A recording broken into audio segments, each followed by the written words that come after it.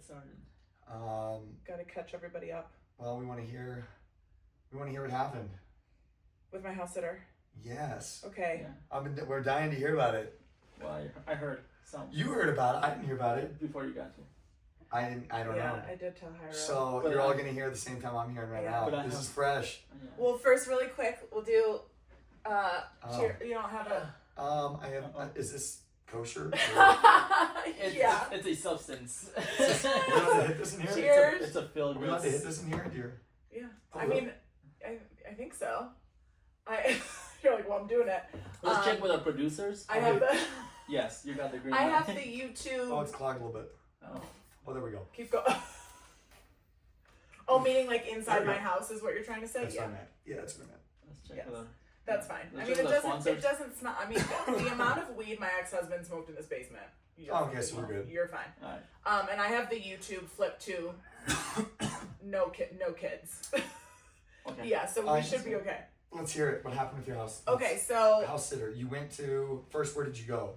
I went to New York last weekend, earlier this week. What'd you go to New York for? Family reunion. Oh, nice. And yeah, it was nice. It was really nice. Mom's side, dad's side. Dad's side, these are like my second cousins. Oh, cool. Yeah, so it was like family and also like close friends, I guess I would say. It's the only family I really have a relationship with anymore. So I'm really lucky to have them, and it was great. We spent time on the lake, in the Finger Lakes. It was good. And then my best friend had her baby shower, which I helped host with my other best friend.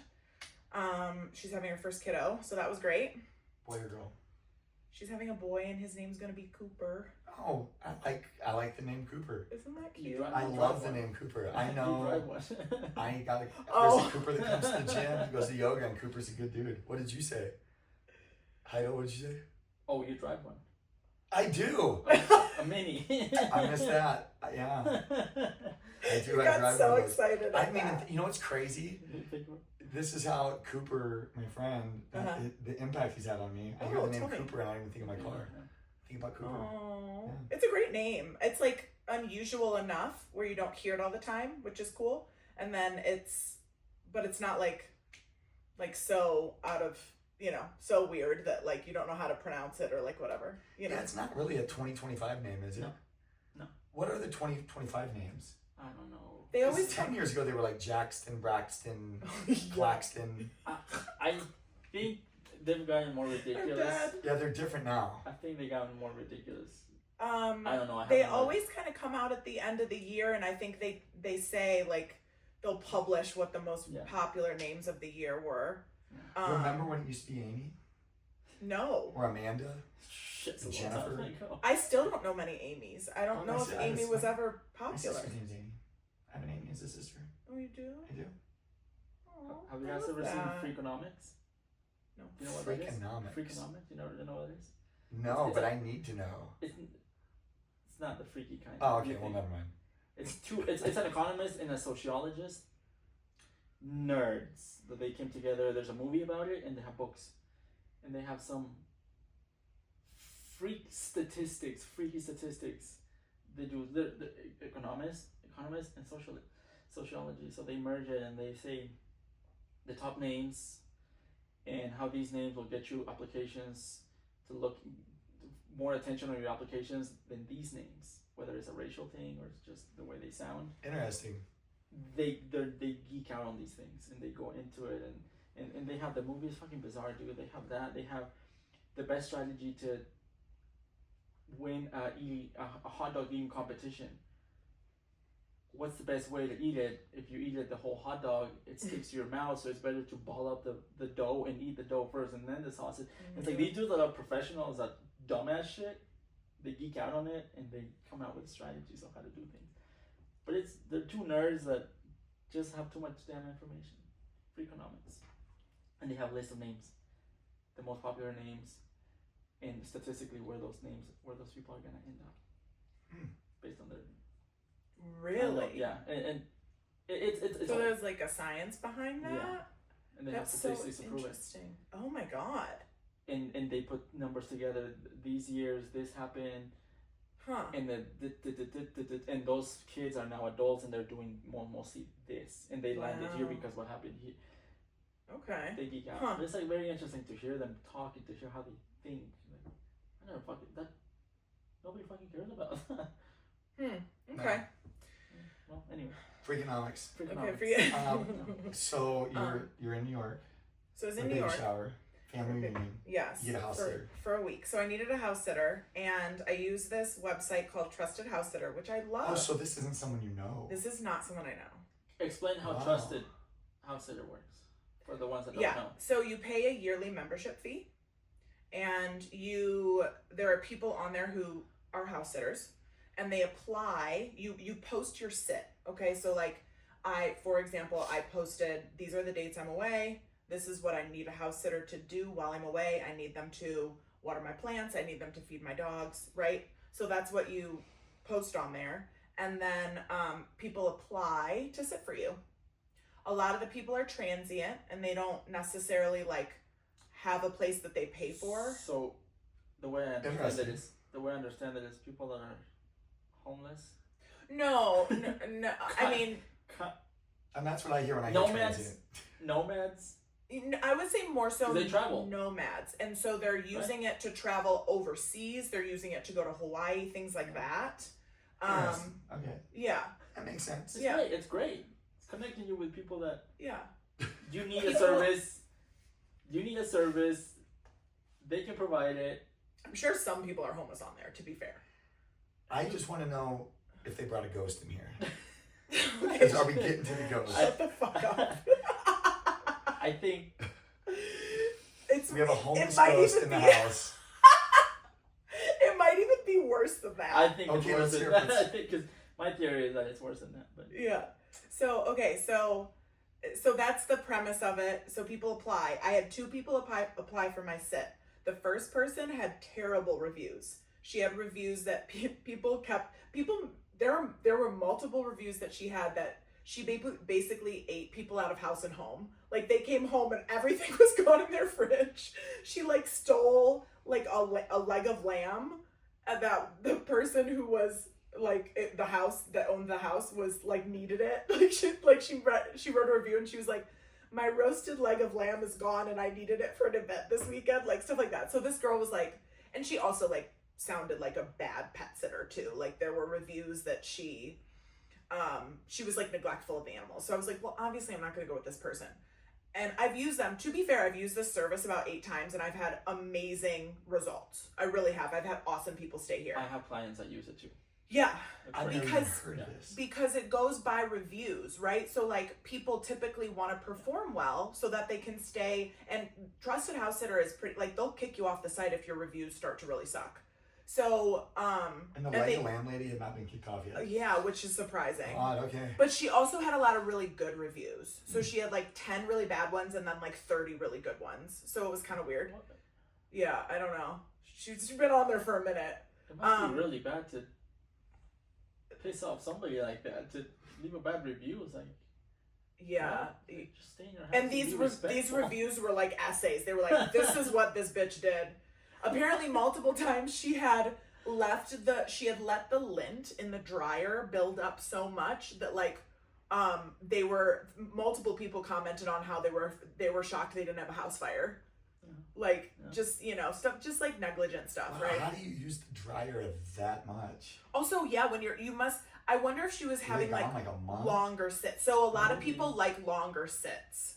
They try to access like a 2 to 4 week sit, especially if it's in a place that they want to visit, like Hawaii or like overseas. Because then they just stay in somebody's house for a month while they can like explore the area, right? It's great. Yeah, it's honestly, it's a great idea, right? Yeah. They don't have to pay to stay with me or at my place, and I don't have to pay, you pay the membership fee, right? But you don't have to pay per sit, which is really convenient. I think it's a great idea. So then this other guy applies, and he only has 2 reviews. So I'm like, okay, well, he hasn't been on this for very long. He kind of looked like a weird dude. Like, he's just like, his face was just a little weird, But I'm like, what? That doesn't mean anything, right? Like, so, and I talked to him a few times, and he seemed fine, and I was like, okay, well, I don't have a ton of options, right? So I go with this guy. Okay. So I get home Wednesday, well, technically Thursday morning at 1 o'clock in the morning. I have been traveling for many, many hours because I was so delayed and I was exhausted, right? So the first thing, you know, you want to come back to your house at 1 o'clock in the morning and you'd like to just go to bed, right? Well, I couldn't because I got back to my house and I keep all my doors upstairs closed when I'm not here because the dogs will get on the beds. And Mary Jane will go through the garbage because she loves paper. So I had asked him to do that, right? Like, if you ever leave the house, just please close the doors. So I came home and all the doors were closed. And so I go to the guest room, which is where he was supposed to stay. And I open the door, and it has not been touched. The guest room has not been touched. The bed is made crisply the way I left it. The plant has not been watered. And the towels that I left out for him were nicely folded on the bedspread and not touched, right? So I'm like, okay. And the first thing I think is, did that motherfucker leave at night? Right? Like, because you're not supposed to, right? Like, that's the rules. You stay here, you stay overnight, especially with dogs. And so then I go into the bathroom and my towel, my shower towel that has been used, is stretched out and on top of the shower, like stretched out over the top of the shower and still damp. And I'm like, okay, so this guy used my towel. That's a little weird, right? Like, not only did I lay a towel out for him, but there's a linen closet full of towels directly next to the bathroom. So I'm like, okay. So then I go in my room. That motherfucker slept in my bed. Oh, he's not there though. No, he wasn't still there. Gotcha. No, he wasn't still there. But he was sleeping in your bed. He had slept in my bed. I walked into the room. I smelled his cologne. My bed was not, like, my bed was slept in by me before I left at 7 o'clock in the morning. Like, I didn't change my sheets before I left. I didn't think I would have a whole ass human, like, staying in my bed. It was so obvious to where you were. First of all, I told him where the guest room was in the directions. I said, the guest room is across from the bathroom. So first of all, I told him that. Second of all, it was fucking obvious. Like, if you walked in my bedroom, you would be like, oh, somebody just slept in this. Yeah. Like, like I said to Jairo, I was like, there was lube on the fucking nightstand. Oh, no. Oh, no. Well, that's I was waiting for it. I was waiting for No, mine, That's not him. his, mine. But wait, that's worse. Was it you? He's using your... No. I'm saying that I left it on the nightstand. Did you check the ounces? How much was it? Jesus used? Christ. Oh my God, don't even. Did you use a lot of it? I didn't check to see if he had used it. I'm just Have you saying. checked your socks? It was. Oh my God! You check your sock drawer. Wow. So that's what I'm saying, though. I had personal items on my nightstand because I didn't expect somebody to be in my room. Like, I closed my door and I dragged Spider-Man's bed outside so that he could still have his bed, but it wasn't in my room. And that motherfucker slept in my bed. Well, that's the least of what he did in your bed. Oh, obviously. That's the least if he slept at all. So that's my story. That's very interesting. I mean, I can always sympathize having somebody in your bed. I came home the other day and Robbie, my oldest son, was sleeping in my bed. I was like, oh, that's my son. I was like, oh, I'm not getting in that thing. Oh. I have to wash some sheets and everything. Wait, what happened to his room? Especially with a man. Well, he moved out and Josh has a friend that lives in there. Oh, there's a friend. Yeah, big news though. He is coming back home. Is he? He is. Yeah, he tell told us me why. yesterday. Okay. He wants to buy a skating rink in Wyoming. Oh, wow. So he wants to take Oh my the next God. 12 months and save money. He goes, I can probably come to Denver, get a cheap place. And I was like, why would you not just come home? Yeah. You know, he's like, okay, cool. I was hoping you'd say that. He Oh. goes, I'll sleep on the couch. And I was like, no, Desmond needs to leave, you know? Like, yeah. Oh, that's awesome, man. Yeah, it is awesome. Pretty cool. There was another time, off the top of my head, when I was in high school, I got this huge insurance settlement. I got this big fucking chunk of cash. From what? From a car accident when I was a little kid. So when I turned 16, I got a lump of cash. 16. When I was 18, I got a lump of cash, and then they gave me I got payments every month, like $350 every month until I turned 22. And instead of taking the payments, and this is in the 90s, you know, so it's like But good it's money. $350. You're like, yeah, It's let's a lot of money. go. Especially for a teenager. At 16, yeah. So when I turned 18, I took all that money and I went to Peachtree or whatever. You know what I'm talking about? They take your annuities and you can get a lump sum. Yes. And they took, it was something like, I got like $25,000, but I only got like 15 of it. They took a chunk of it. But I was like, yeah, I want that money. So I took the money and I got an apartment. And we had this girl that hung out at our place. So it was me and I had 2 buddies living there too. Okay. I took the master room and then they had we don't call it master anymore. What do we call it? The primary bedroom. We just learned this. Wait, what? You don't call it master anymore. Because it's some kind racist of shit. That's some racist shit. The primary bedroom. I never even thought about the fact that was holy shit. So we don't call it the master bedroom. It's the good room. The primary bedroom. The primary bedroom. So we had the primary bedroom. Wow. My buddy's sleeping in the living room, and we had this girl that would hang around there that she would just because we're high school kids. We had an apartment. So she was always kind of like the roadie or whatever. She was like the extra. She was roadie. Yeah, but we one night I came home we went to a party and we never invited that girl because we didn't really like her. And we came back and she was fucking in my bed, sleeping in my bed, and I was like, you gotta be kidding me. So me and my buddy Pete, this is what we did. I'll never forget this night. I feel so bad about it. We went out. I didn't feel bad about it. Well, I did feel bad about it when it happened.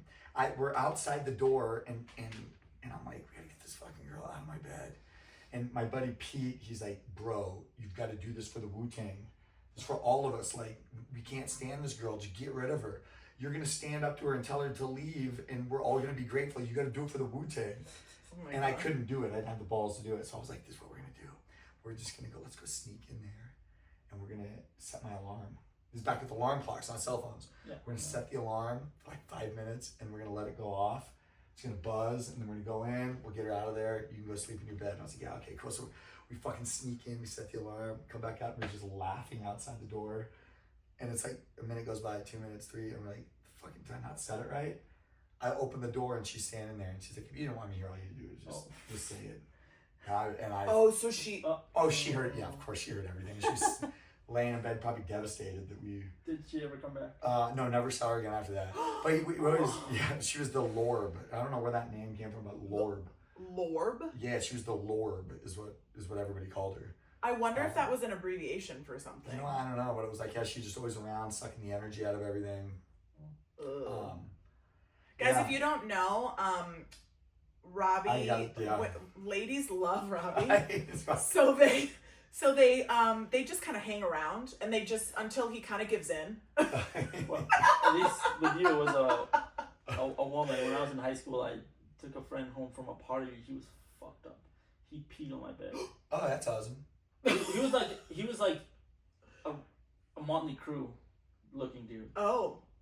Leather, everything. Yeah. Party hardy, bandana, rocker dude. Hadn't showered in a while. I dragged him out of a party. Because he couldn't even walk, so I was like, dude, I got you. I took him home, I put him in my bed. I wake up, he's like, sorry bro, I think I pissed myself, and my whole mattress is fucking... Oh yeah, that's staying there. I just flipped it, No! I did, I was in high school, I wasn't gonna tell my dad, hey, I need a new mattress, a dude peed on my... I feel so embarrassed. I flipped it. Did your bedroom smell like urine for... No, I don't remember. I think I blocked it from my memory, but... The trauma of it all. Yeah. And then two of my friends knew. And they started fucking calling me out in school in front of people. It was like, oh yeah, man, I can smell it on you. It's like, oh, that's fucked up. Pablo peed on his bed. And I was like, oh my god, that's so embarrassing. Yeah. Oh, jeez. Well, we got the bed stories. Yeah. We all got the bed stories out of the way. Look at that. We didn't even know. We didn't know what the intro was, and look at us. Bed stories right out of the gate. Bed stories, yeah. So, transitioning. We need to transition. We're going to get back on track here. All right. I don't want to talk about this anymore. I'm so grossed out. Yeah, I don't know if people really want to hear about it. I'm so glad I'm not eating right now, because I wouldn't be able to.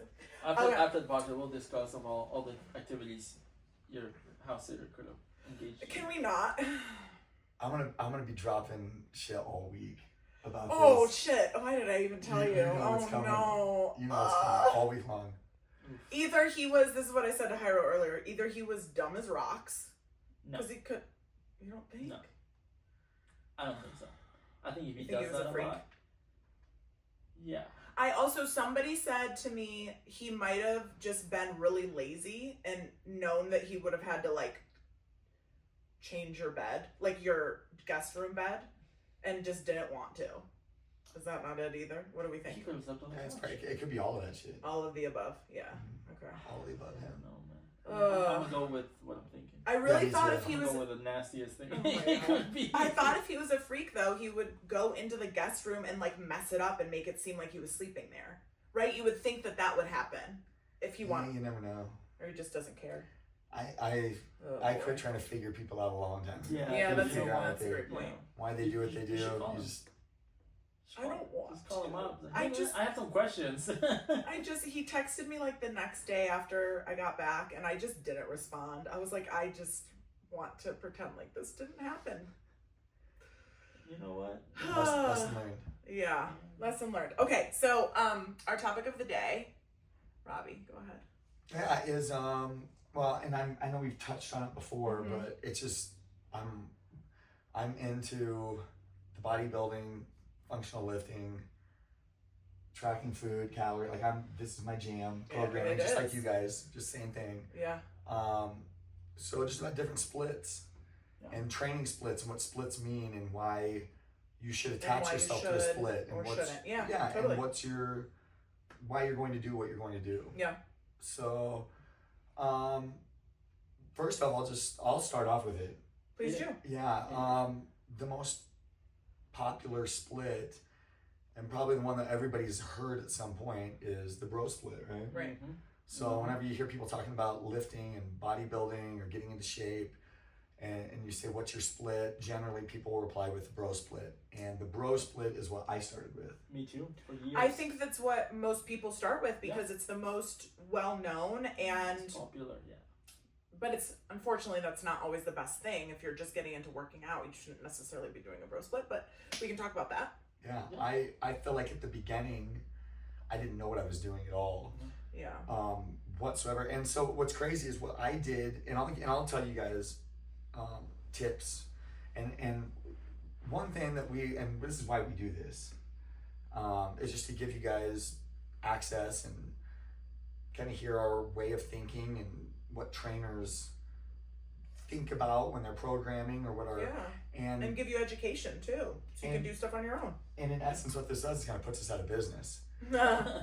That's kind of true. Yeah, but what I always say, and I always tell, when I get clients and they first come in, I always make it a point to tell them my goal is to get you to never use me again. Exactly. But they always come back because they understand that you're not trying to take their money. You're genuinely trying to educate them, and you build a rapport over time, and you become, the consistency, the accountability. You become something a little more than just providing the education to them. Mm-hmm. But in essence, our goal is to put ourselves out of business. Yeah, Yeah. true. Basically. Yeah. Give you When all you the think about tools it. you So yeah. I told my clients, if you can leave me in 90 days and remember something that I taught you for the rest of your life, a little something, that's good. Yeah, absolutely. That's it. We're in preventative medicine. Yeah, Something yeah. that's True. what Nick Reed always says. He's like, That's we're in true. preventative Yeah, it medicine. really is. It really is a big part of the puzzle. Yeah. So for me, I never understood, and this is my way of thinking, I never understood why anybody would pay for anything. I just never got that. Even a gym membership to me, I got a gym membership, and it took incidents for me to get there. But that was, back then it was $30 a month, 24-hour fitness, or it was 24 a month, whatever. It's very affordable, but even then it drove me crazy. I had to pay for it. I just didn't understand why people would pay, for fitness. Now, being in the side of the industry, I understand why. Sure. Because not everybody has that same quirk that I have. Yeah. Most people you're thinking of it as an investment. You're investing into yourself, and money is a big part of it. Like investing money is something that shows value into what you're doing. Absolutely. So, but what I would do is I didn't want to get a trainer, so I would, and you want to hear my method? Please. I'll tell you right now, and who's listening, you don't want to buy a trainer, you don't want to this is what I did. The bro split, it's 5 days. Yeah. All you do is 5 days a week. And let's say what they are, legs. Well, we gotta start with Monday, International Chest Day. Chest day. Chest days on Monday. Least favorite day for men. Amy, you probably like leg day. I do like Yeah. leg day. I do like leg day. Arms, Arm day. shoulders. Shoulder day. Number 5. Back. Back day. Which is 5. so funny when you look at it because you're like, you're doing your legs 1 time and you're doing your upper body 4 times. And there's no core day because your core is supposed to be sprinkled in throughout the other days. Yeah. So ours was bro split, always ended. You took your last 8 minutes or whatever and you did core. Oh, okay. So if you're in there 45 minutes, your last 8 minutes of that 45 is doing core work. Gotcha. But I didn't know what I was doing. You show up to the gym, and most of the times I was alone. I always wanted to train with somebody because then I didn't have to like make it happen. I would just follow the person and they would tell me what to do. But when I would go in alone, what I did was I would Google. This was my formula. Are you aware of Muscle Farm? Oh Yeah. Oh, yeah. Muscle Farm. Okay. And what's wild is because Muscle Farm I think is a national brand. Yes. I assume. Yes. PH Farm, right? Yes. Yes. Muscle Farm, one of the main executives or creators, and like I said, I'm not sure how true all of this is, but one of the main guys is Brad Pyatt. And Brad Pyatt is the head coach of Arvada West football right now. They had a facility here. Yes. Muscle Farm had a facility here. They shut that's it down. right. It was mostly for influencers and athletes. And Brad Pyatt ended up playing in the NFL. He was actually a teammate of Peyton Manning's. Okay. He won a state championship when I was at Arvada West with that program coached by Dave Logan, who's the voice of the Denver Broncos. Yeah. Kind of crazy, all these connections. Wow. Muscle Farm is a supplement brand. Right. And they're in Costco. I'm pretty sure. They made it big. They made it mainstream. Yeah. They made it huge. It has CT Fletcher as one of their. Oh, I didn't know that. Okay, wow. Yeah. Okay, I didn't know They that. had many dudes. Well, their Instagram at the beginning, their Instagram was pretty sweet. The Muscle Farm Instagram. Okay. And they would do weekly workouts. So like you could just go on there and look at their workouts. So what I would do is I would go into Google and I would say, okay, it's arm day. Arm workout. What I would Google, arm workout, and then I would type Muscle Farm. So I put Muscle Farm, those are the 3 words, arm workout, Muscle Farm. And then I would go to images and it would just give me just hundreds of Muscle Farm because they put them on Instagram. So they're all images. They don't describe anything. It's just a picture. Well, and that was pre-video, I think. Yes. Right? Yeah. So all it is just pictures of like these workouts, and they were crazy because none of the Muscle Farm workouts, none of them were the same. It wouldn't be like you're just doing 4 sets of 10. It was like you're drop setting, you're doing supersets, trisets, time under 10. They had all these terms. So I would go into a workout and I didn't know what I was doing, and then I would Google the term. So it would be like a snatch. It was like a dumbbell snatch. And I was like, what the fuck is a dumbbell snatch? And you watch it and you're like, oh, that looks easy. And then I would do it. And I'd be like, this is the hardest shit I've ever done. But I learned so much, doing that. So long story short, putting myself out of business, a lot of what we do as trainers is we program. We're giving programming to our clients. It's one of the main things. A lot of what I learned was straight from Muscle Farm. Not even from our certificates in NASA. Most of what I've learned is experience for sure. Yeah. 100%. So, first split, bro split, 5 days a week. You got to commit to 5 days a week. I enjoyed it, but it is absurd. One, we'll talk about the cons. 1 day for legs. Crazy. And why is that absurd? Because it is absurd. We know why it's absurd, but explain it. Why is it absurd? Yeah. Because you have separated out everything in your upper body, but you haven't separated out your legs. Wild. You haven't separated out your calves, your quads, your glutes, your hamstrings, but upper body, you're separating it all. It's crazy. Absurd. But I very much think that it lends itself to the whole, men wanting that really shredded upper body and not caring as much about what their legs look like. Yeah. And if you look at most of the data compiled from the state, and we kind of touched on this previously, but science and where science gets its data from. Most data that we get in scientific studies from fitness are men, white, 18 to 35. Correct, yes. Yeah. Because they're college students correct? Mm-hmm. Yeah. So And most of because the pool. to do it for women, we have to worry about the menstrual cycle, and people don't want to worry about it. So to be easy, so those of you listening, Yeah. most data that you see compiled from the 60s, 70s, 80s applies to one specific group of people, Right. and it does not apply to women. And So probably, like you said, probably not even people of color. mostly not people of color. So we went over a study in one of our previous episodes Yeah. over tracking, logging excessive workouts. Yeah. And the pool was like 90% of the pool was women 18 to 34, Right. white. We were talking about body dysmorphia. And so, yeah. And then looking at that, thinking that, well, it's tough to view that because that could be skewed because what percentage of the population has eating disorders fall into that group, Mm-hmm. you know? So Sure.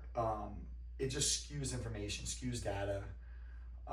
And it's hard to look at science because we base everything that we do off of science. We do everything off of studies, what works for us, experience.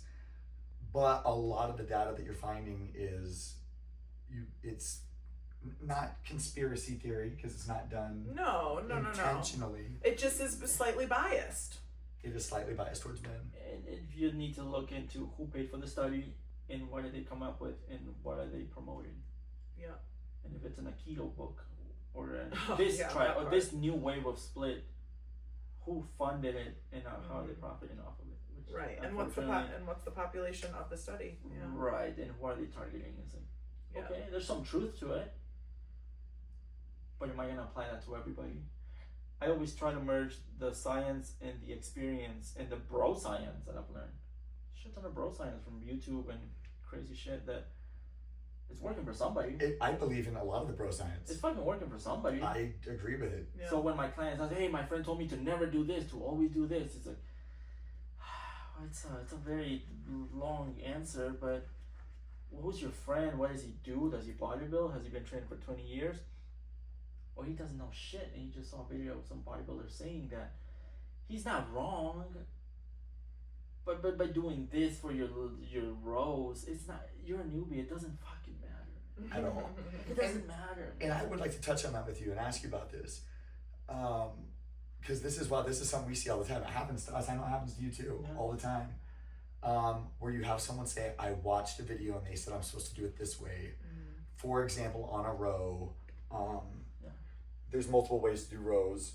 Extending the lat out, rowing with your full body is one way. Or flat back, pulling just straight towards your lats, all the way. I mean, there's tons of different ways to do it.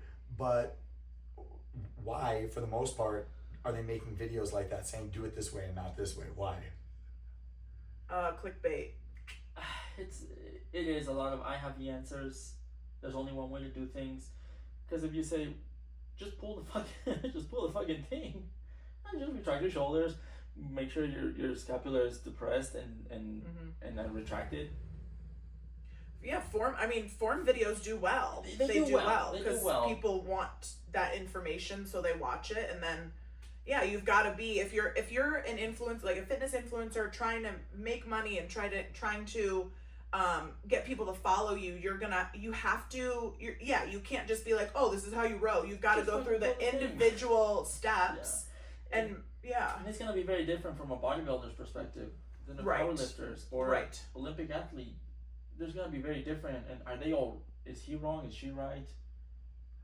Well, you can also, if you're listening at home right now, I'll just tell you, put your arm out in front of you, put your palm facing up, and lift your arm up and try to flex your bicep. And then notice how it changes, the feeling changes as you rotate your wrist. Right. So as you move your wrist around and you lift your arm up, you're gonna feel it differently on your biceps. Now, for us as trainers, most of the people that we work with are not bodybuilders. What do you think is the average that you see a person per week? Like most of your clients, like one-on-one clients, not groups, but one-on-one clients. 2. Average. Maybe 2 days a week. 2 to 3. Yeah. Average, So if you're getting 2 days a week with someone, you're generally doing an upper body day and a lower body day. Generally, maybe you're doing full body each time, but you are not having a bicep day. Generally, No. So when you're watching, And you're not having them do all these different rotations because it doesn't fucking matter. Unless you're bodybuilding. Unless you're bodybuilding. To get on a stage and they're hitting You gotta have the inner every cheek and the outer fiber. head, and it's like, oh god. So when you're seeing these videos of people telling you exactly how to do something a certain way, you have to look at what their intention behind it is. Yeah. And for me, it's the same as you. It's like, just pull the fucking weight. Just pull the weight. However you pull it, I want you to pull it the same way every time. Yeah. When we come in, because it gives us something measurable. Yeah. So the same way that you're doing it, we obviously want to correct your form to do it safely. Right. But we've talked about this before. You train a deadlift different than I train a deadlift. Yeah. Is my way better than yours, or yours better than me? No, they're just different. And as long as you do it the same way every time, you have something measurable that you can improve that's upon. true. That's what's important. In consistency and like how many athletes come to us like, I want to increase my squat or my deadlift or my bench by 20% because I'm already breaking records, but I want to take it to the next level. Like, I'm not seeing anybody like that. Or somebody comes in like that, I want to train for a bodybuilding competition. I've told people, I'm not your guy. I'm not your guy. I can get you in overall good shape, but I'm not your guy. Yeah, to be on a stage. I would never feel nor am I comfortable doing interested. that. Powerlifting the same. Like, I want to do this and break numbers. Like, well, where are you at right now currently? I can teach you the movements, but it's gonna take years to get there. But I'm not too worried about being a fucking foreign police, not see that this is the only way. This is like, once you train with somebody enough, you learn how they move. I had a guy that he can't do conventional deadlift for shit. He just can't. Yeah. Tell him, sorry, bro. You're a sumo. You're a sumo. I hate to break it. I hate to break it to you, bro. You're a sumo. His deadlift went from, I think, a fucked up 185 with pain to high 200s sumo. No problem. It's like, that's it. Is he wrong? No. I don't like sumo. I don't do it. It's different. But it's different. Like, he's doing it now. He can do it safely. So it's like, you just get yourself out of the way, and everybody moves different. Everybody has different angles, and his goal is never to break a fucking record or nothing. But yeah, I try not to focus too much on those little specific things. As long as it's safe. And it's the same. Are you out of pain? And consistent. Yeah. Yes, and no pain. Are you out of pain? Does that feel good? Does it feel squats? Man, when I get under 90, it hurts. The knee, the hip is like, if we can't fix it with stretching and massaging, chiropractic, then let's just not go do that. Yeah. There's no reason to. No. Yeah, generally too, those of you listening, depth on your squat is completely subjective. Anybody that's telling you that you have to get ass to grass or all the way down on the squat, it's subjective completely. Yeah. Unless you have something specific that you're training for. I know you work with athletes, so it's much different. Like if you're working on someone getting their range of motion, like obviously that's important. Olympic weightlifting, if you're going to do Olympic weightlift, then you have to squat low. Yeah. But if you're if you're just someone trying to come and get in shape, that's true. It doesn't really matter. As long as it's the same every time. Your bench press, why do you need the bar to touch your chest? Like, why is that? If you're benching, why does the bar need to touch your chest? Well, two reasons. One would be you're with Jairo and you're going into a powerlifting competition. That's what the rules, that's what they want. The bar has to rest on your chest, has to stop. Completely stop and rest and move the same rate on each side. So that's one reason why. Or two, we want it to touch your chest because that gives us something measurable for you to hit your rep every time. Range of motion. Yeah, if you're gonna stop with your elbows into your side body, that's fine. Do it like that every time. Yeah. You can still track. I always do it the same. It's always whatever. So there is no, once again, we always get back to this, there's no right or wrong. Yeah. Just you. As long as it's safe. As long as it's safe. Well, that... even there, you know, I've looked at like watching some people deadlift, and it's just like, oh, you just cringe. And you're like, they're gonna fucking get hurt. And then you watch videos of Jefferson girls. Yeah. Right. And it's like they're fucking making you do it. You know. So I mean, there is. Yeah, I stopped giving unsolicited advice a long time ago because you don't know. You just don't know shit. You go up to somebody, like, you're doing it wrong. It's like, I do appreciate when people corrected me in the past. I think I brought it up. Right. Yeah. Some dude like, hey man, shit looks fucked up, bro. Well, look at that. Who's that guy in the gym? We don't have to say his name, but you know what I'm talking about. And I won't say her name either. She comes in the morning and she's got a boyfriend. He comes in, he trains real eccentric. He has kind of crazy movement patterns. Yes. Yeah, and it's funny because there's people in there that don't know fitness and they walk in and are like, they'll say something like, "Look at that fucking guy. What is he doing?" And I'm always like, he's probably stronger than anybody else standing. No, in here. I've talked to him. He looks up. He looks up those movements. He looks up. Yeah, that's yeah. how he trains. Yeah, I've talked It's to him. very eccentric, very crazy movements, but they're under. He knows what he's doing. Yeah. He had back pain. And for us to look at it, we're like, that looks stupid. He but- had a lot of upper back pain, and it's getting way better. And he does some things that I used to do when I started Interesting. calisthenics. Okay. Bizarre fucking I've stretches. probably and- seen him in before. I probably have. Yeah. So it's like a lot of the things he does, I used to do when I started calisthenics. Like I'm gonna challenge my body, see how much I can fucking twist my shoulder under weight. It's like, looks stupid, but it's like I know why he's doing it, and yeah, it might look strange, but he feels good. He And can move. the dude's strong. He looks Yeah. good. Yeah, and he feels good. It's like, hey man, you can do what you need to do. So Yeah, 100%. back to bro splits. Back to We're back on bro splits. splits. Yeah. It's generally 5 days. Yeah. The one of the reasons that you would want to do it is it fills time up. It gives you 5 days. It gives you a goal. You're in the gym 5 days.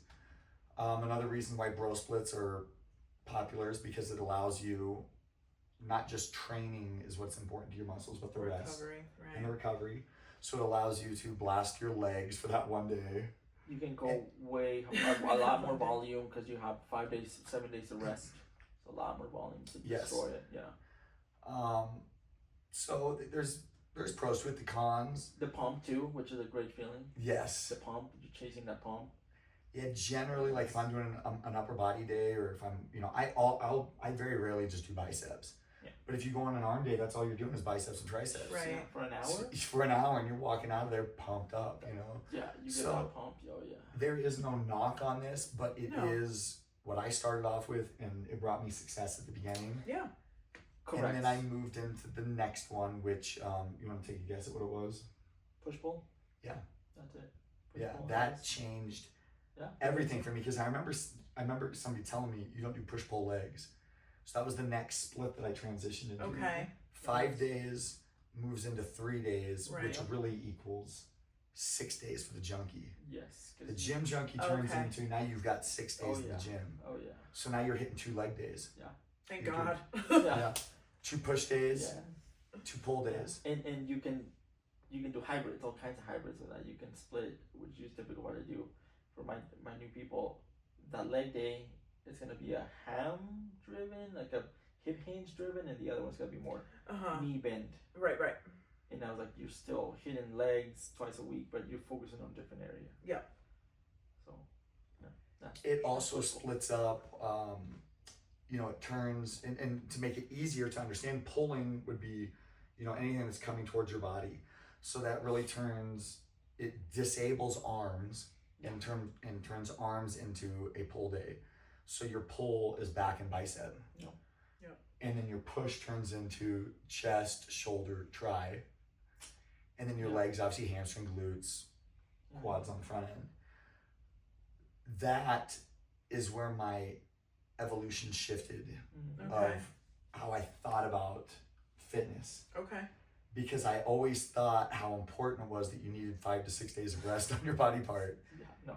and realizing, and I'll say this too, there's science behind everything, everyone's different, but I always looked at the Tour de France riders, Oh yeah.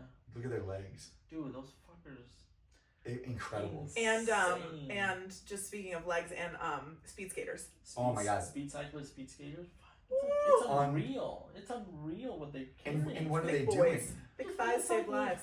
They're just using their legs all the time. But they're doing it every day, right? They're doing it So- every day. Yeah, same with runners, right? Like we're running every day. We don't Yeah. need to take Yeah. 5 days off after a run. Yes.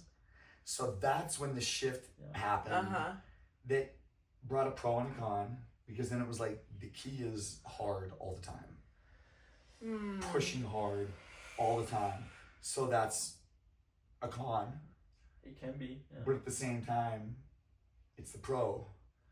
You reduce. I'm increasing intensity. You reduce the volume, increase intensity. I've had to cut down some people from that to 2 to 3 days, and they saw better results for a period of time Yeah. because they were way overdoing it. Yep. And they wanted 6 days and fucking no rest days. Like, sounds cool, bro, but your body's screaming at you. You need to do 2 to 3 days max.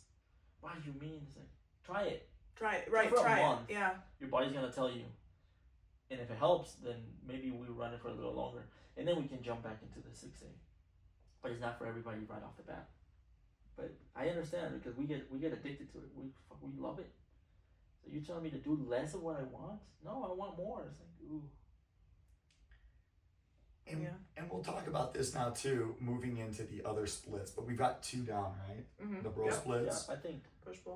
Push-pull legs. Push-pull is That was probably the best one. Well, yeah, my favorite one, especially when I first started, was push-pull legs. I thought that was, so those of you at home, that's also, it's still bodybuilding. Yes. But it shifts your perspective into a little bit more than just using the cables and the dumbbells. It allows you to start, because my first push-pull legs program was through Muscle Farm. Okay. And they would give out these free programs where you'd have to email them and they would send it to you. And it was this push-pull legs program, and I just thought that's where I learned all these things like snatches. Were the rep ranges around the 8 to 12 still, or they switched it all up. There were 5s. There was 15. Yeah. Interesting. And this is another thing. When I first started lifting, it was all 10s and 12s, 15s. Yeah. And I remember I had a buddy who goes, "Hey, meet me at 24 Hour Fitness, let's lift together." And I went with him and we were doing like 3s and 4s. Yeah. And I was like, I just thought it was stupid. I was like, what? I said, are you new? He goes, "Oh no, I've been doing this forever, man." Are you new? I was like, "You're missing the point though, bro. Like, you were missing it." But that was, the shift started happening. It was like, you have to have that as well. Totally. Yeah. And you see the different body types for those guys that only do that. Yes. It's a little different. It is different for sure, yeah. I remember the first time I ever did a really low rep, high weight day. It was a few years ago. I went to CrossFit, and they were doing like a lot of like run 1 rep. They were doing mainly a 1 rep max day. So they were, trying to see where everybody was at with their 1 rep max. And so I was doing a lot of like, 5 and under on my reps. And I remember I like got done with the workout and I was like, well, I mean, I don't feel like I did anything. Yeah. So then I went in the corner and I did a kettlebell workout for 20 minutes, like all these kettlebell complexes, right? And then I went for a run because I'm a psychopath. And then the next morning I woke up and I could not walk. And I was like, so I felt, even though the thing was my heart rate didn't get up high, right? So I was automatically like, I didn't do anything. No, I did. It was just a completely different type of workout. It's different. Yeah. And I was still building muscle and, torching muscle and then building it. But it wasn't getting my heart rate up. But that's okay. You should have some of those days in there. I believe in the heavy, low heart rate days. 100%. 100%. No, absolutely. Long rest, Absolutely. Long rest. There's a reason why a lot of people switch to powerlifting. It's like, this is home. Yeah. My heart rate doesn't come up. I can eat a shit ton. I can rest. I can be here for 3 hours. I can be like Ryan, sitting on my phone, playing video games. I want to be here games. for 3 hours. Like, pick it up, sit down, chat, walk around, pick it up again, go sit down. Like, totally. If you enjoy doing that, man, fuck. Do it, bro. Yeah. Some people just get in there, bam, bam, bam, bang it out 35 minutes and get the fuck out. Right. To each their own, man. I like it all. I try to expose my clients to everything. Yeah. Sometimes it's gonna be fucking lightweight, 20. Give me 20. 20? Give me 20.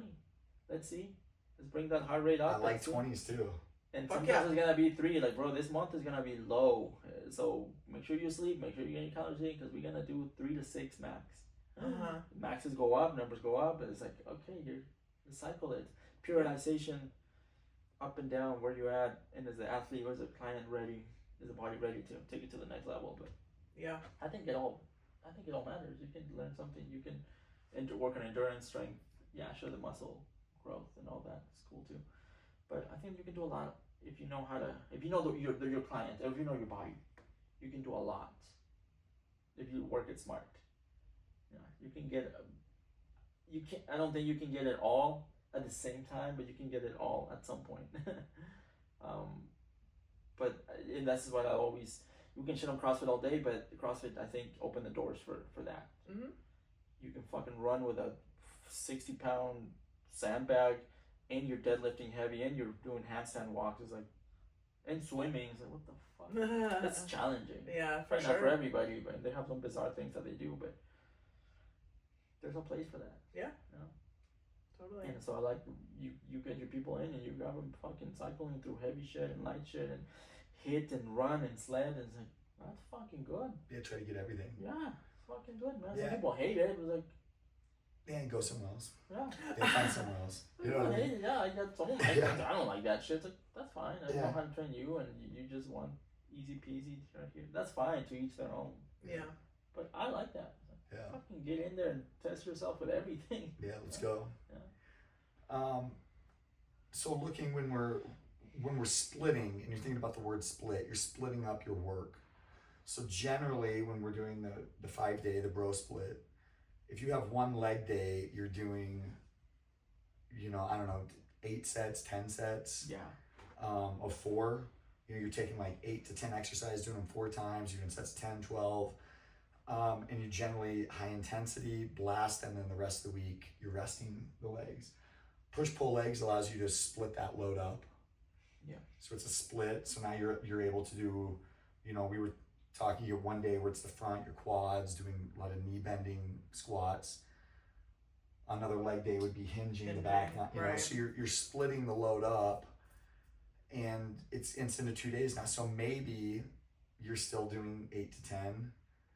I think it's also better for strength gaining, because you can load it up a little more intense. You can load it up a little more, Yeah. and twice a week.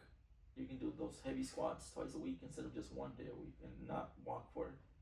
Because if you go hard for 1 day, super high volume, you probably can't walk for 4 days. Oof. It's like, I don't know, some people like that. I Yeah. personally don't.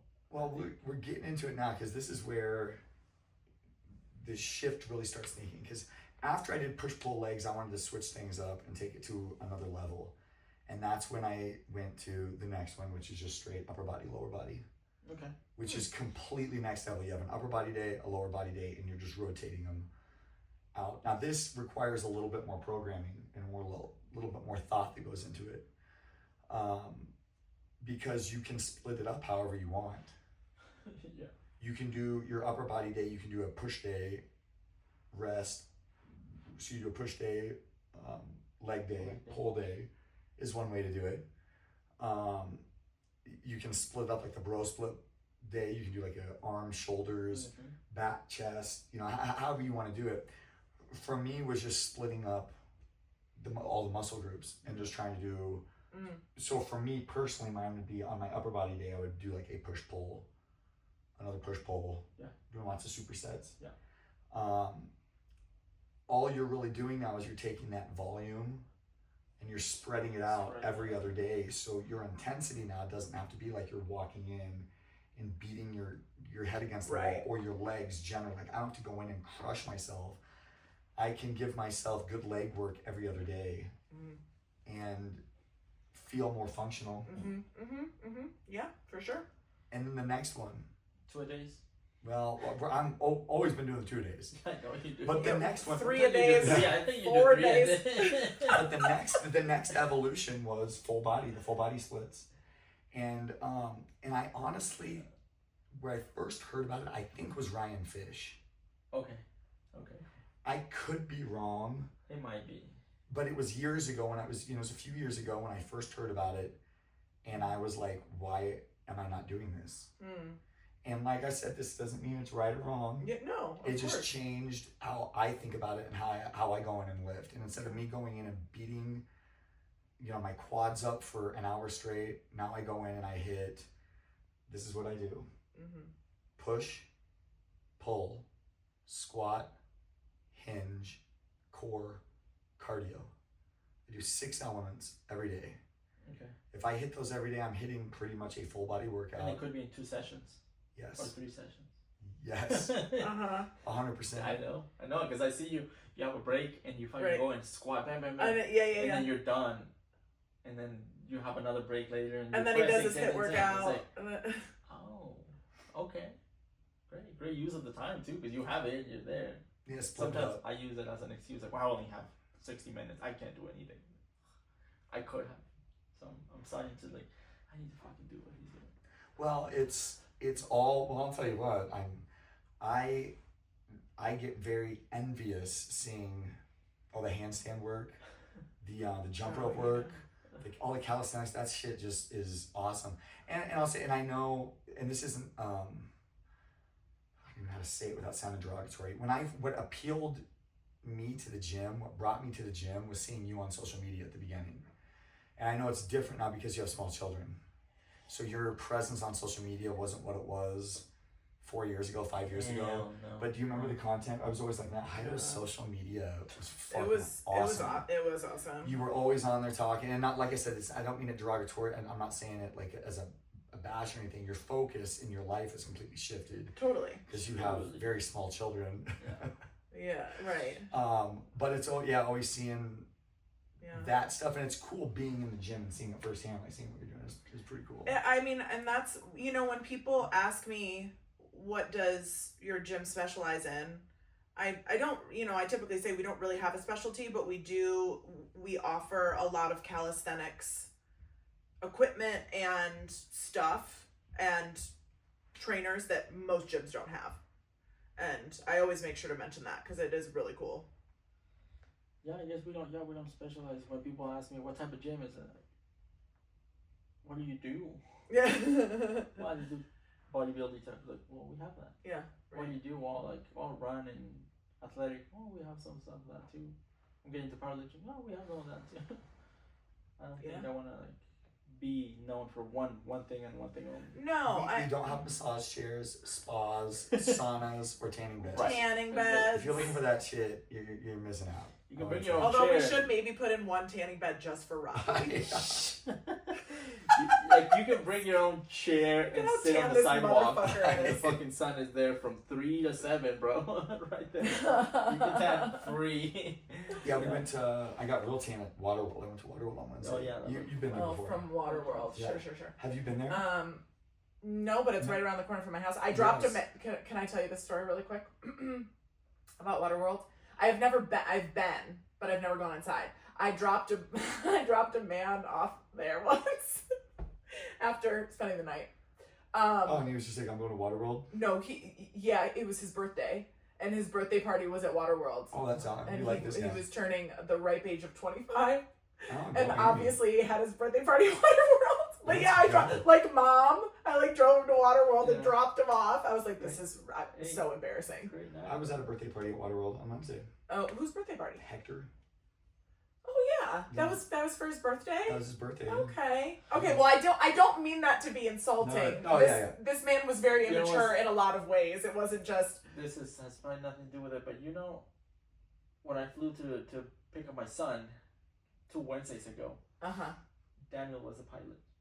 Oh, that's no, so wild. shut and up. Daniel was at Waterworld with us. Yes. Yeah. So yes, I know. I saw the photo. Yes. I'm waiting. Yeah. I'm waiting at the gate, and I see him walk by. I was like, that's Daniel. But he went straight He was legitimately your pilot? Yeah, he was a co-pilot, I think. Oh, that's so funny. What are the chances? Small world.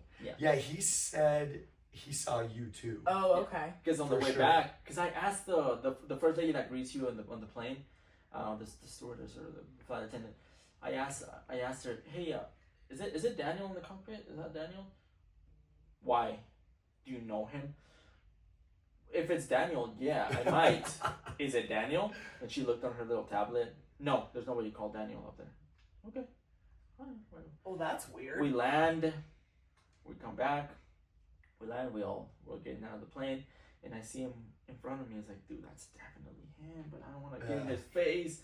So he's like, hey, Daniel. And he looked back. He's like, what's up, dude? Yeah, we're chatting. But it's like, that's cool. I know the pilot.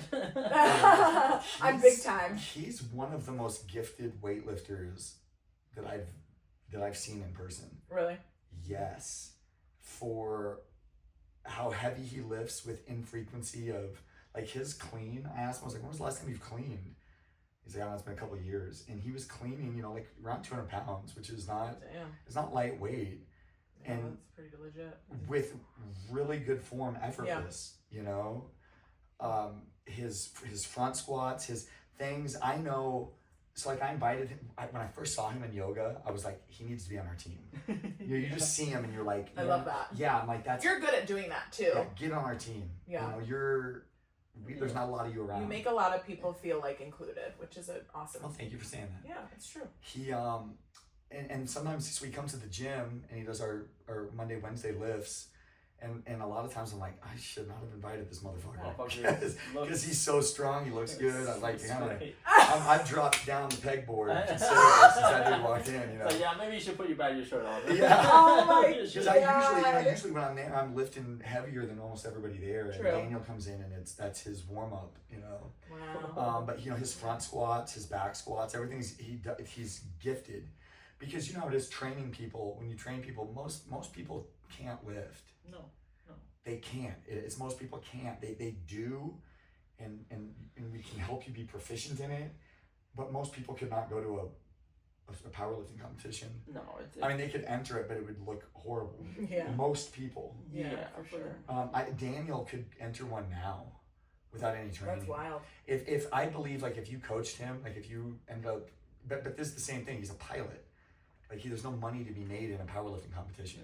It's just a hobby. It's just a hobby, you know. Yeah, just but if you took him and coached him, he could be on national level. I think he's that strong, you know. That gifted the way he just the way he moves, you know.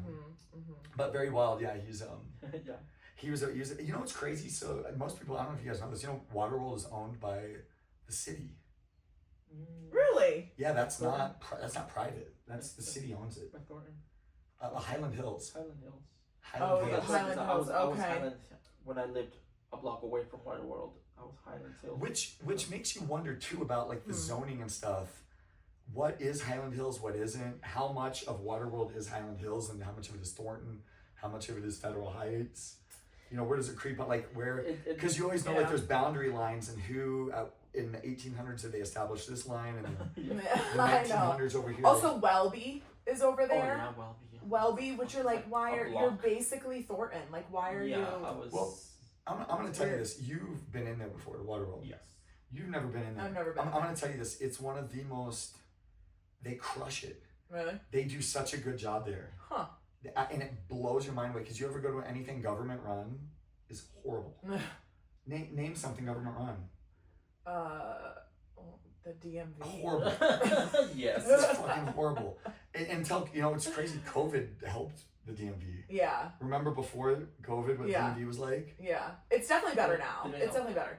Oh, 100%. Was it the machines, the kiosks, and all that? Well, all of it. You remember you'd show up at 7 a.m. and it was first come, first serve. Yeah, it was first come, first serve. It doesn't matter what time you showed up. You were waiting 2 to 3 hours there. It was awful. And now you make an appointment, you walk in, and you're in and out. Yeah, true. It's way more efficient. Than it used to be. But most government-run things are pretty fucking garbage. But not Waterworld. But not Waterworld. So socialism is doing it right. So Robbie should be the spokesperson for Waterworld because you're doing a great job. I'm telling you what, you get there too, and all those people that have been there, the employees, they're there every year. Now the lifeguards a little different because I know they're young kids. They're 17, 18. So they shift out every couple of years. You'll see a lot of regulars, but all those the managers, all the ones wearing the hats and the polo shirts. You recognize them every year. They've been there forever. Huh. Yeah, cool. They do. I've only been there once. Fucking bang up job there. Only been there once, and I lived walking distance from it. Oh man. I'm not. I'm not big because Ruthie asked me on Saturday. She's like, "You should come with us next time we go," and I was like, "Oh, okay, that's nice," but they just kind of gross me out. Yeah, I get that. Yeah, I just remember when I was a kid, seeing globs of hair and just just walking around and you don't have anything on your feet and you're just I'm gonna tell you this. You imagine Waterworld and you just imagine a bunch of attractive people in bikinis. And, nah. No. Oh yeah, no, there ain't a lot. It's not like that's that. not how it is at water parks. No. You're seeing the opposite. You're seeing the opposite. Maybe if you go to a pool party in Vegas. Yeah, well, yeah, sure. Yes. Yeah, Vegas or Miami, but. Oh my God! Wait, can I tell another story? Speaking of Vegas. Please. Okay. Please. Okay. So I know we got off topic a little bit. After this, we'll get back on topic. So I was in Vegas. Was it 2 years ago? 3 years ago? Oh gosh, I can't remember. I think it was 2 years. You stayed in that big resort, right? I stayed in Resorts World. A new hotel. 3 years ago. It was 3 years ago. Yes, it was new at the time. Yes. It was new at the time, Yeah. which is a great resort. Next like to Circus. maybe. Yeah, it's at the very end. Yeah, it's at the very end. Because I was there when they were finishing up building it. It's I mean, all the housewives are staying there now. Like, it's the best. They were saying it's the best resort in Vegas. And it was right after they built it, so they were like having great deals, trying to get people in there. And it was fantastic. It was amazing. So I was, at the time I was married, but it was not going well, to say the least. And my ex had just come back from being in Mexico for a month. Just was like, hey, I'm going to Mexico for a month. Don't know if I'm coming back. So he did come. Spoiler alert, he did come back. But it was God knows what he was doing. Like, I literally asked him, we were still married. I literally asked him to be faithful while he was in Mexico. And he was like, he got so mad that I even would have the audacity to ask him to be, crazy. So I'm, positive that, and he was on Tinder at the time, so I'm positive that he was doing whatever the fuck. So, I go to Vegas for my best friend's 35th birthday. Okay. And it's a group of, I think there were like 6 of us, I think. And, we have a great time. And like the second to last day, we go to a pool party. And it was at that, I think it was called I think their pool is called AU Day Club. And Tiesto was playing. Oh. So we go in, and I told everybody ahead of time. It was a group of girls and a gay. And I tell everybody ahead of time, I'm like, we're not paying for a cabana, but I'm going to get us in a cabana. And they were like, well, how are you going to do that? And I'm like, don't worry about it. We got this, right? So we go in, we're there for about 30 minutes, and I go over to get a drink from the bar, and this man comes up to me and he goes, I have the most expensive cabana on the pool. Do you want to come? And I was like, if my friends can come, yeah, for sure. And he was like, great. Spent the whole day with him and his friends in a cabana. It was like, his wife was doing a bodybuilding show that week. So that was one of the reasons they were there. And then I think they also had like a birthday that they were celebrating. So he had a bunch of guy friends and then his wife. She maybe had like one girlfriend there. So there's probably a group of like 8 of them in this amazing cabana right on the edge of the pool. Tiesto's right there. Literally best day of my life. It was so much fun. This guy was fully married. Like, his wife's there, right? And you get a vibe. And I'm like, this guy loves me. He loves me. And, what is there not to love? Come on. So, and I kind of got the vibe that maybe they were swingers. But she never really came on to me. He was coming on to me, but he was making it sound like she was okay with it. Mm-hmm. Okay? Nothing happens. I go back to I actually started texting one of the other guys there, and then I was like, I'm married, even though I knew my ex was like cheating on me, which I should have just cheated on him, but but I didn't. I might cut that from the podcast.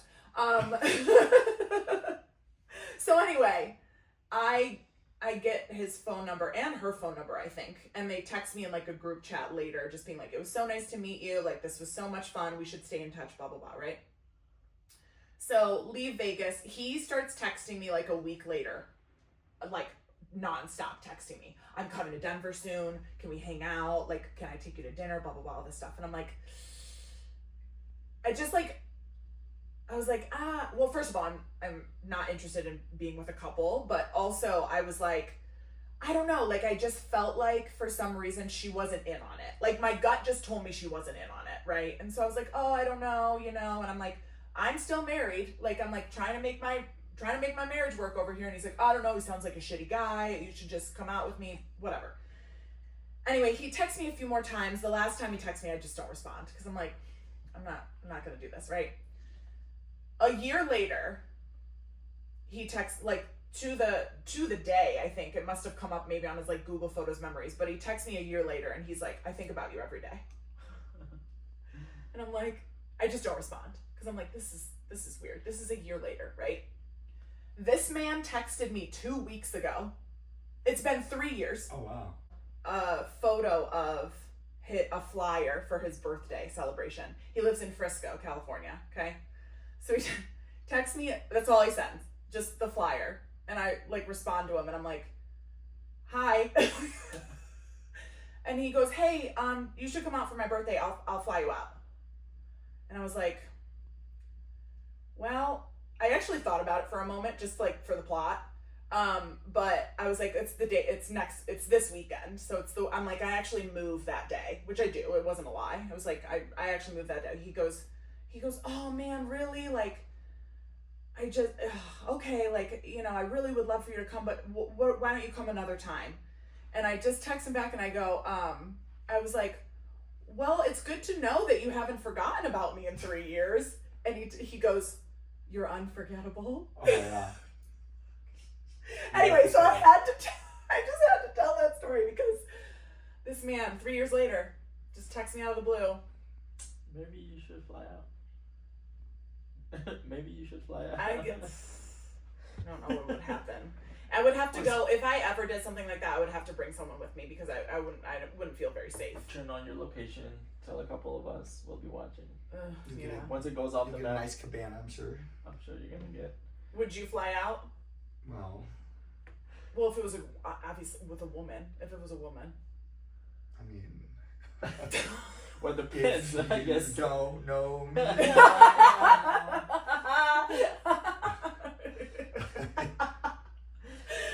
Okay. No, I wouldn't go. No. Absolutely not. Jairo, would you go? If you weren't married, obviously. I guess I would have to analyze everything around it. Yeah. You don't want to land in a it was also sketchy situation. It was also, spoiler alert, his 50th birthday party. Oh, okay. He's a cool guy. Oh, yeah. You're safe. He's a cool guy. Oh, God. Yeah, I would have to analyze the whole situation. Yeah. And see where we're going to meet. What you get into. But, yeah, it is...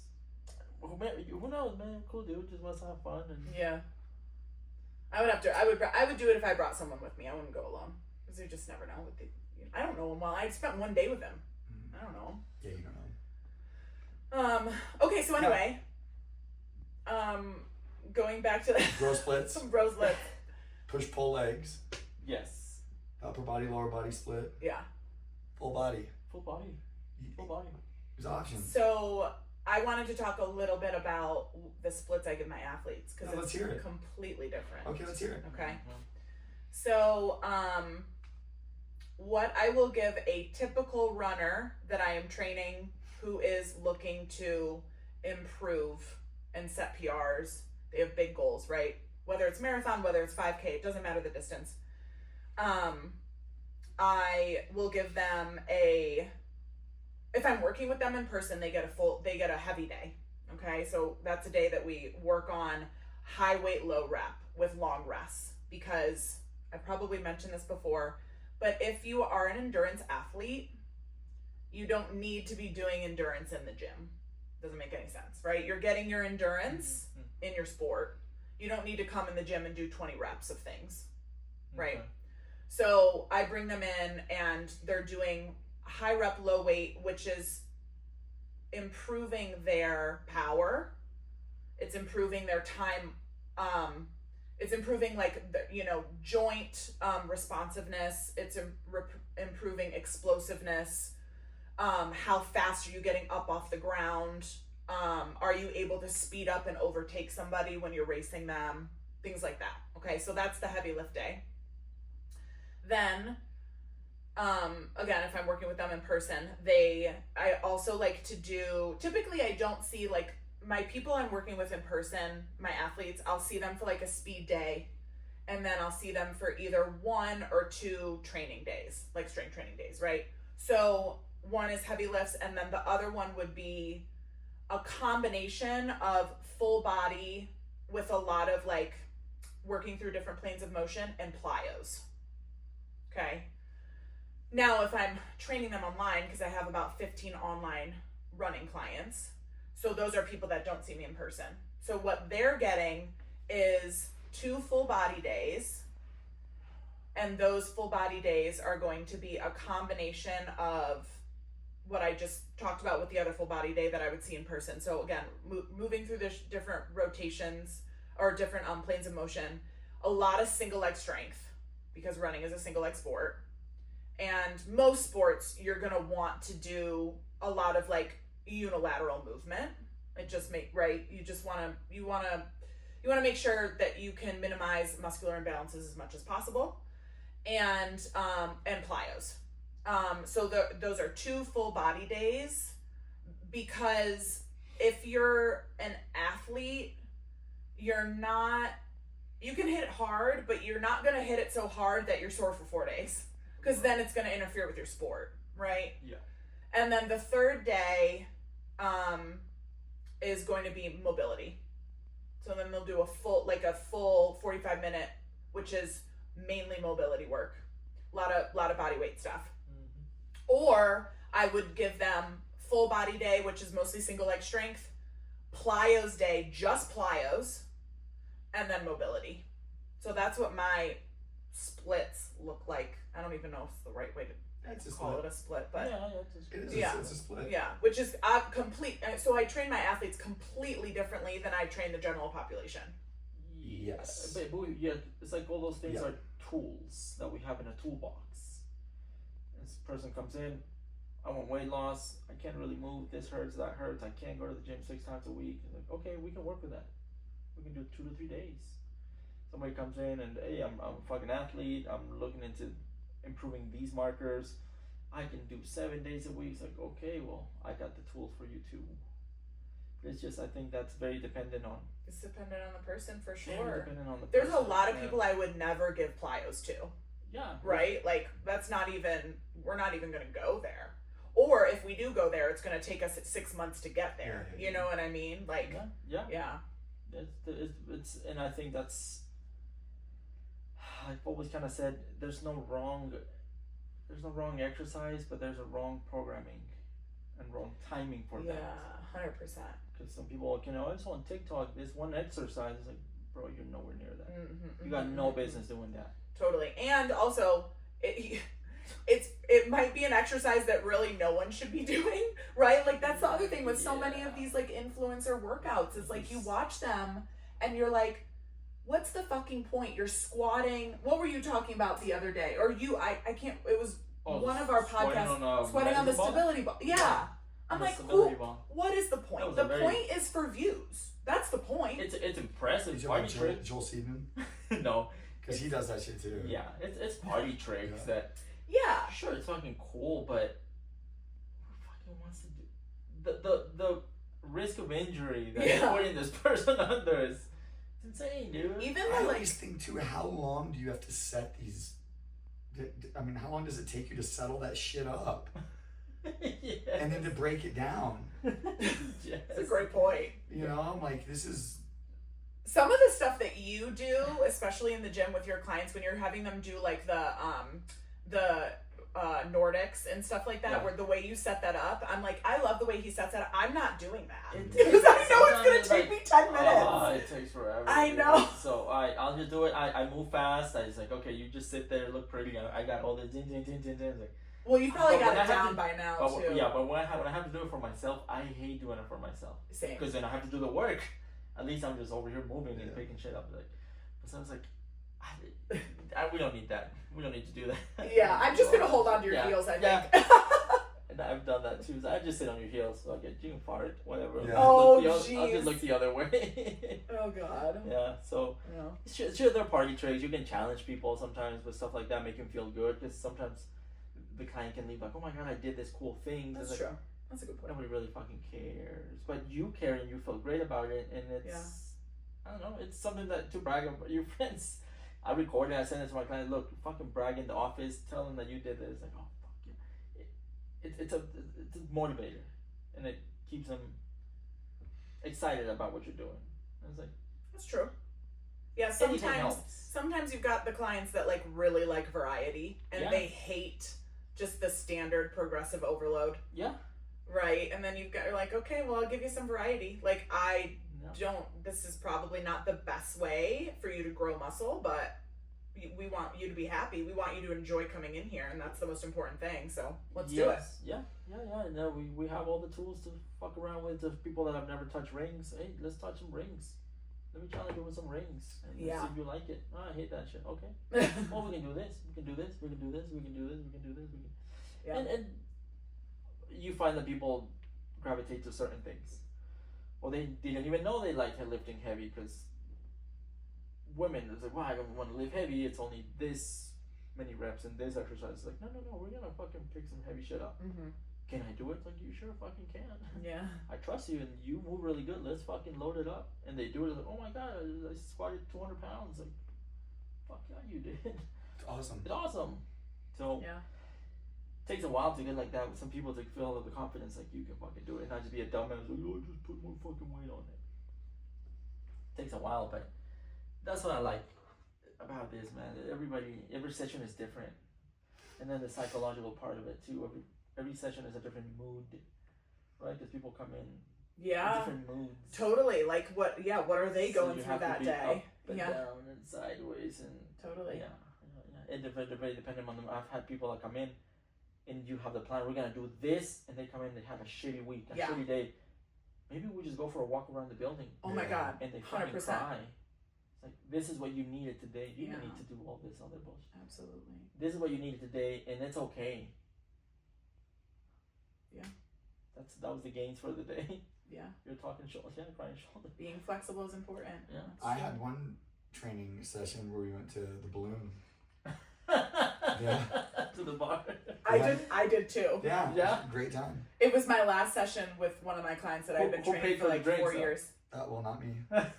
It's never me. Okay. You all know that. It's never me. I have bought you a lot of margaritas. I- Wait, that's not cool. You need to be buying me drinks. Well, we'll get there. Okay, speaking of the balloon, should we Mhm. celebrate my birthday at Yes. balloon? Or Yes. wherever you want to. Well, I love the balloon. But I think if we did it at balloon, Everybody become. gym people would come. Everybody become. Yeah, no, I think we should. Let's do it. Let's do it. We'll make it the next gym event. Put it on the calendar. Yeah. Okay. Let's do We it. should have had 3 fucking I events know. like We'll that, talk but- about it. We'll talk Yeah. about it. We And got a lot then, going on. those of you listening, you can comment your favorite split. Yeah, no, totally. Because Tell us your there's splits. so much. We'd love to hear about There's so them. much out there. I personally am a huge fan. Even if I'm not training athletes, I personally love a full body.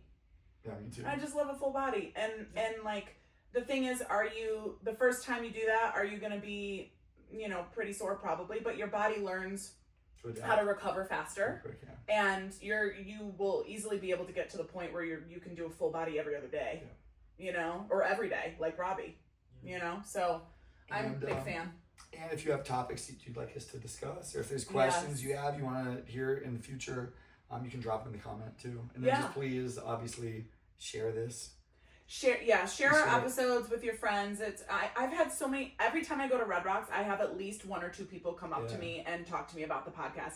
So thank you so much. Like, we're so grateful to you guys because we love doing this, and it's so fun when you guys come up to us and say like, we're loving the podcast. Somebody came up to me yesterday and said, I don't even listen to podcasts and I'm obsessed with your podcast. Oh, that means a lot. And people will say like they really like our banter and stuff. And so like I just thank you for but if you can like, subscribe, and share with a friend, that would be It awesome. means the world to us. I think Yeah. the best compliment that I got was, I think it was Sarah, 6 a.m. Sarah, the dancer. Oh, I love her. She's so sweet. I'm pretty sure it was her. She's never heard of the Bristol stool skill. Oh The what? wait, I don't think you were there for this episode. You weren't there for that episode. We talked about poop. Oh, okay. I should have known. So she was like, oh, you didn't know that. Well, now you know. There we go. Yeah, and Hiram went through every number and what they mean. Let's go. And talked about how his clients would go to the bathroom at C2F and they'd come out and he'd be like, what number were you on this? I was like, oh my Number god. 7, bro. It was rough. Hey man, shit matters. Oh, All right, that's Okay. that. All right, Thank thanks for joining us. We'll see you guys in 2 weeks.